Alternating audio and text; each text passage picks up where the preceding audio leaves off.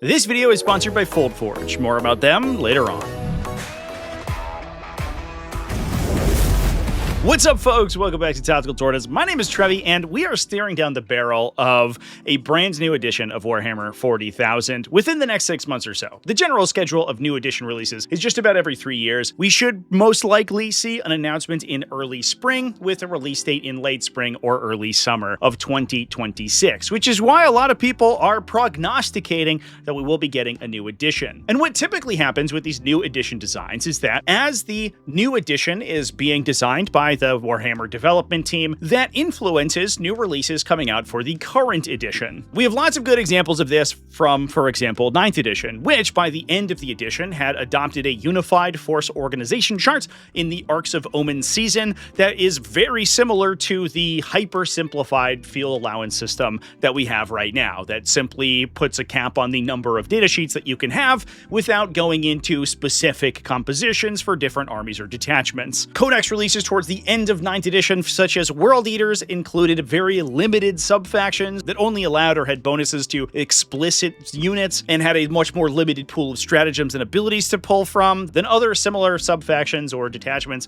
inside other armies, which ended up being basically identical to 10th edition's detachment system. So we can take what we've learned from previous edition launches and apply it to the expected upcoming 2026 release. And that begins with the most obvious update, which is to expect updated datasheets. When 8th edition transitioned into 9th edition, the 8th edition codexes and datasheets that had already existed for that edition were retained and just updated with some of their verbiage, rules, and stats for the 9th edition mechanics, until they received newly updated codexes with purely bespoke datasheets for that edition. This is what I expect 11th edition to look like. The process to rebuild literally every single unit profile in the game, I imagine, takes an immense amount of design and development work. So I'm certain the Games Workshop is going to be prioritizing new content over simply rehashing old content, especially if a new edition is not a transformative change to the core mechanics of the game. So I would expect to see minor updates to datasheets, but I don't think that we're going to be seeing a full game re-release with new indexes and wholly new rules for units like we did from the 9th to 10th edition transition. That said, what I imagine to see of the bulk of the changes are detachments. I imagine that the detachment system will probably be retained. However, since specific stratagems, enhancements, or abilities interact most immediately with a lot of the game's core rules, those have the highest likelihood of becoming mechanically broken by an edition update. For example, if we have a stratagem that allows you to move through walls, but effects in the new edition changes the terrain mechanics to such an extent that the sub-stratagems are no longer useful, you would need a new retread of that stratagem. So what I expect to see is a limited number of updated detachments for each faction on release that are now updated to the 11th edition rule set, with more coming in codex releases or regular updates along the way, similar to what we've seen with regular quarterly updates in 10th edition. These may even bring in such things as subfaction mechanics, which is going to be my second point. And we'll discuss that just after a word from our sponsor.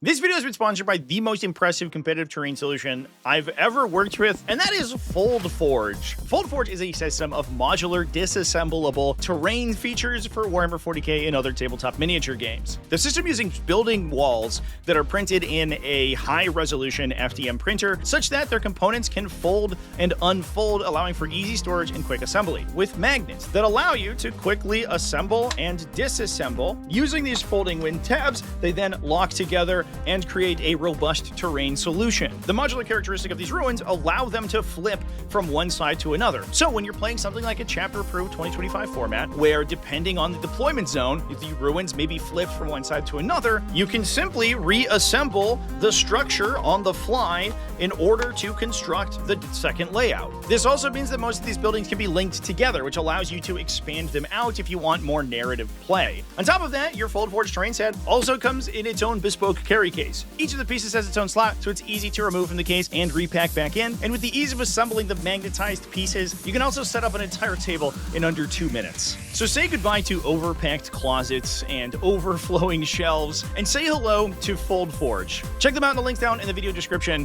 to get your Foldforge today.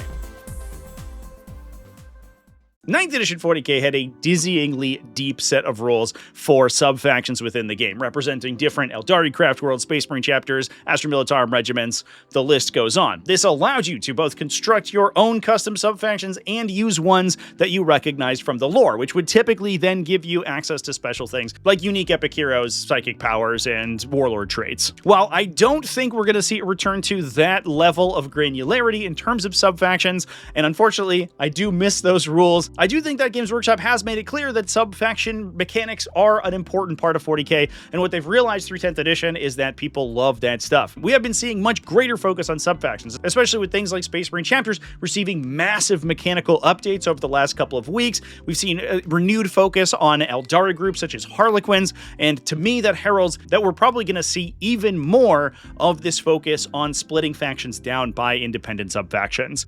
This could come in the form of things like sub-faction-specific detachments, like we see from Space Marine chapters now, where specific sub-factions will have access to one or more detachments that give you very thematic abilities.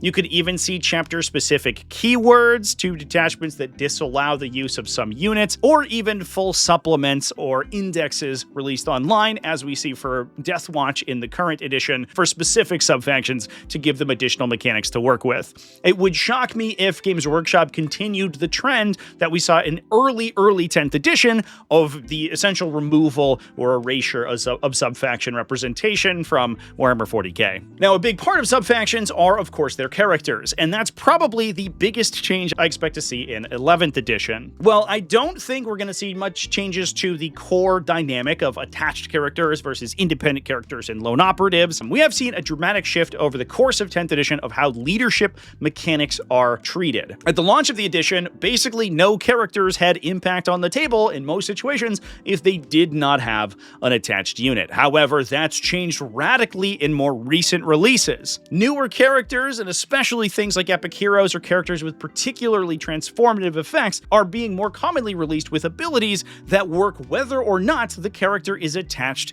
into a unit. A good example of this is the newly updated Captain Lysander for Imperial Fists, whose -1 to wound effect was rewritten entirely to apply even when he's by himself. Given that he's an absolute house who absolutely sponges up damage, this opens up new avenues of play for Imperial Fist players to play him either as support for Terminator squads, but also as an independent operator, where he can use his enhanced defensive technology earlier on in the game. Either way is equally valid and basically turns one character datasheet into two separate options to consider when list building. Similarly, characters like Lucius the Eternal from Emperor's Children explicitly gain or lose abilities whether or not he's attached to a unit, allowing the capacity you play him in to cause him to operate totally differently than the other version. I don't think it's unreasonable to expect that way more characters are going to gain such abilities in 11th edition, and we may even see existing leadership abilities rewritten to make them playable in more interesting and creative ways. There's massive numbers of leadership abilities that have no reason to be leadership restricted. For example, the Jump Pack Captain, who gives +1 strength on the charge. However, as soon as he loses his Jump Pack unit, he forgets how to do that. Not only does that not make any narrative sense, but it also makes him significantly less useful from a mechanical standpoint. We can't use him as a delivery system for a Strength 9 Power Fist if he's all by himself as a relatively cheap independent character, because his ability only works when he's with a unit. Another good example is basically any librarian datasheet from any of the factions that can take librarians, who have psychic hoods constructed into their power armor to protect them from enemy psychers, an ability which inexplicably stops working once their unit is destroyed. Were these datasheets to be released today rather than 3 years ago, I would wholeheartedly expect such abilities to transfer over even when the unit's killed. While maybe not all leadership abilities will do so, things like these could very easily simply be an effect on the datasheet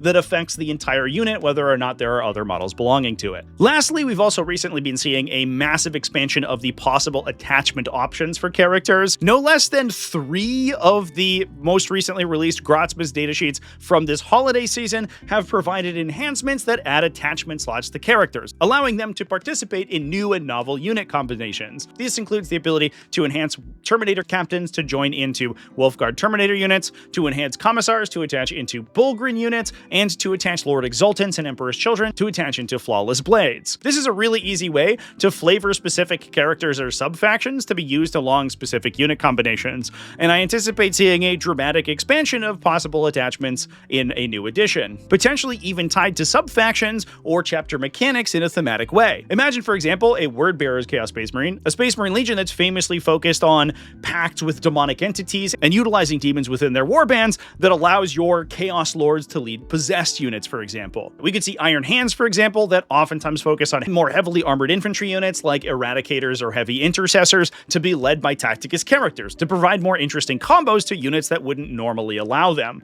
And similarly, we could also see them have Tech Marines that gain leadership abilities and can embed into lighter units. Given that this is already a trajectory that we've been seeing 10th edition going, I'd expect to see it expanded in a new edition. And lastly, the one that's probably the most controversial is that I expect to see more rerolls in the game rather than less. With recent releases, it seems clear to me that Games Workshop does not feel that the 10th edition combat system is functional without access to some level of reroll or dice fixing. The number of rerolls available to different factions within 10th edition has dramatically expanded over the course of every update cycle in 2025. We can even trace this as far back as Grantsmas of last year, with Space Marines getting easier access to multiple Oath of Moment targets during that season. Emperor's Children and Death Guard released, boasting wide access to rerolls with detachments like Coterie of the Conceited, or units like the Lord of Virulence, who gives easy access to rerolls to both his own unit but also the entire army in general, and new detachments being released all the way throughout,